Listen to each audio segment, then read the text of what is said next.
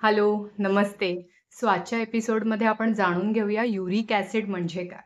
Uric acid एक हे waste product आहे जे आपल्या शरीरामध्ये जेव्हा प्युरिनचं विघटन होतं, तेव्हा निर्माण होतं. तर हे प्युरिन आहे, हे आपल्या शरीरासाठी अत्यंत महत्त्वाचं असतं कारण ते ॲज अ न्यूरोट्रान्समीटर म्हणून काम करतं. आपल्या नर्व्हस सिस्टमला बळ देतं आणि हे प्युरिन आपल्याला हाय प्रोटीन जे फूड प्रॉडक्ट्स असतात, आयटम्स असतात त्यातून मिळतं. जसं की रेड मीट आहे, लिव्हर आहे किंवा मटन, चिकन ह्यातून आपल्याला जे हाय प्रोटीन कंटेंटचे फूड आयटम्स असतात, त्यामध्ये प्युरिन हा एक घटक असतो. त्याच्या विघटनाने युरिक ॲसिड बनतं. बरं हे युरिक ॲसिड हे आपल्या लघवी वाटे युरिनमधून एक्सक्रीट होत असतं. पण जर युरिक ॲसिड आपल्या शरीरामध्ये एक्सेस झालं, तर त्याचा परिणाम आपल्या सांध्यांवर होतो. मेनली छोटे सांधे म्हणजे आपल्या हाताची बोटं किंवा आपले अँकल्स यामध्ये पेन व्हायला लागतं आणि त्याचं रूपांतर गाऊट या आजारामध्ये होतं, ज्यामध्ये सांधेदुखी होते, संधिवाताचा त्रास लोकांना व्हायला लागतो. तर युरिक ॲसिड हे कंट्रोलमध्ये राहण्यासाठी आपण काय करू शकतो? तर युरिक ॲसिड कंट्रोलमध्ये राहण्यासाठी एक तर वी नीड टू एन्शुअर की युरिक ॲसिडचं एक्सक्रीशन आपल्या लघवीतून, युरिनमधून प्रॉपरली होतंय. त्यामुळे युरिक ॲसिड एक्सक्रीट होण्यासाठी अ, पाणी प्रमाणामध्ये पिणं अत्यंत महत्त्वाचं असतं. एन्शुअर करा की तुम्ही दिवसातून कमीत कमी 7 ते 8 ग्लासेस पाणी पीत आहात.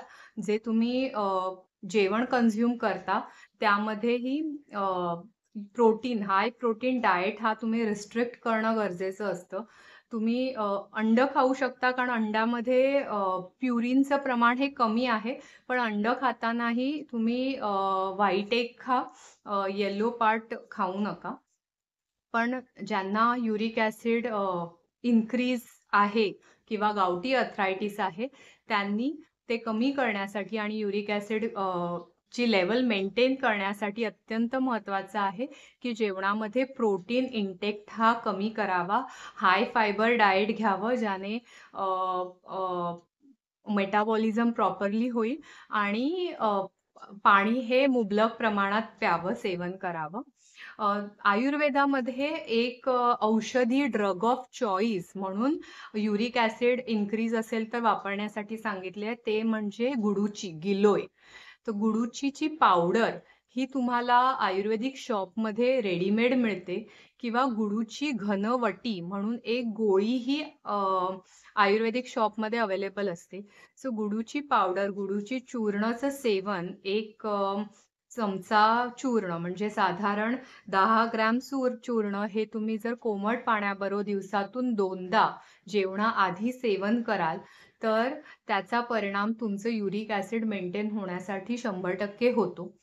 प्लीज एन्शुअर की तुम्ही लेस प्रोटीन डाएट घेताय, पाणी भरपूर पिताय, एक्सरसाइज करताय.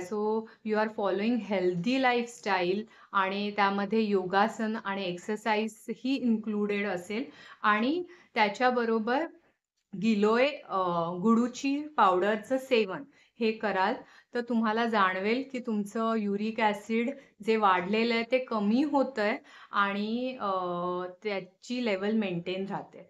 तर नक्की ट्राय करा आणि मला कमेंटमध्ये कळवा की गुळूची पावडर, गिलोय चूर्ण ह्याचा फायदा तुम्हाला तुमचं युरिक ॲसिड कंट्रोल करण्यासाठी झाला की नाही. Thank you.